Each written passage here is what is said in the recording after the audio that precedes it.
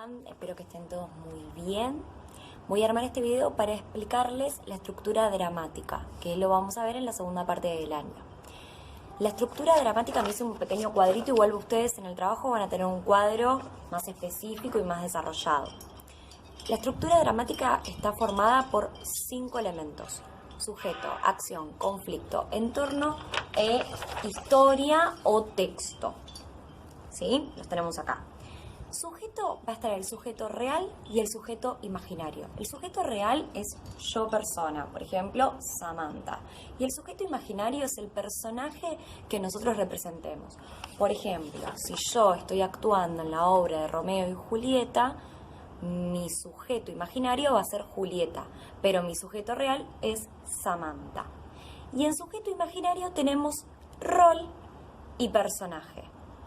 Los roles son generales. Quiere decir que no tienen características propias. Por ejemplo, un médico, un doctor, una mamá, una maestra. Es algo general. Ahora, si hablamos de sujeto imaginario, personaje, este tiene características propias. Una manera de caminar, una manera de hablar, algunos sentimientos específicos, un nombre. Por ejemplo, Julieta de Romeo y Julieta es un personaje, porque tiene toda una historia con ella. La estructura dramática es acción. ¿Sí? La acción es el elemento transformador de la obra, es lo que hace que la obra transcurra, se mueva. Los personajes van a accionar para lograr determinados objetivos que van a tener. Por ejemplo, yo voy a hacer una carta de amor para Romeo porque quiero que él sepa que yo estoy enamorada de él, por ejemplo. Y se diferencia acción de movimiento. Acción tiene un objetivo, como recién les dije. Movimiento es, por ejemplo, lo que yo estoy haciendo con las manos, que no tiene un objetivo concreto. Muevo las manos porque muevo las manos. En cambio, la acción, yo hago ese movimiento para lograr algo. El mismo ejemplo, escribo una carta, la guardo en un sobre y voy caminando y se la llevo porque quiero que él se entere que estoy enamorada de él. El tercer elemento de la estructura dramática es el conflicto. Lo más importante, toda obra o toda escena necesita un conflicto. Este conflicto es el choque de dos fuerzas encontradas. Y hay 3 tipos de conflictos. Conflicto con el otro, que por ejemplo, Pepito quiere algo y Juanito quiere lo mismo, chocan.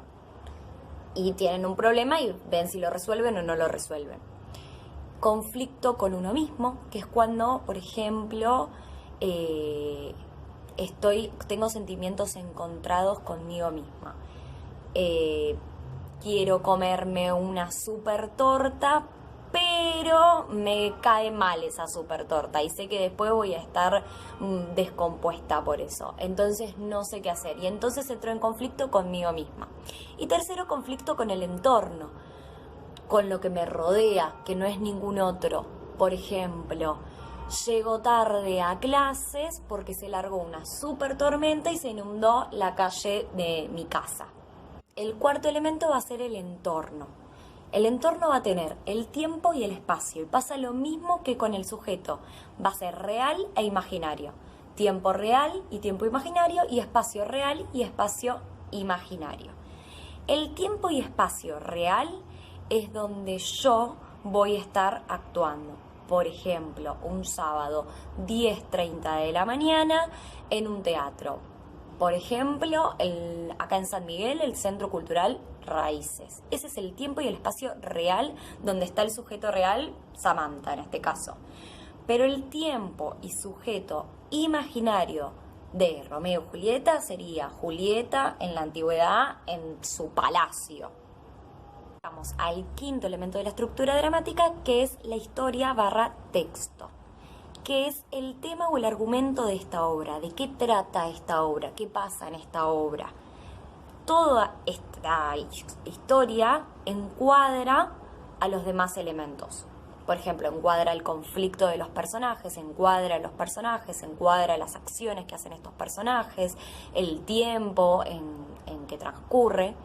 Ahora, en el trabajo van a tener una obra de teatro que se llama Vivir en la calle Conesa, que es simple. Ustedes van a tener que tratar de ver cuántos personajes hay, cuál es el conflicto y qué tipo de conflicto es, diferenciar dónde hay una acción y dónde hay un movimiento, o por ahí son todas acciones y no hay movimientos, qué es lo que pasa, cuál es el argumento, cuál es la trama de esta obra.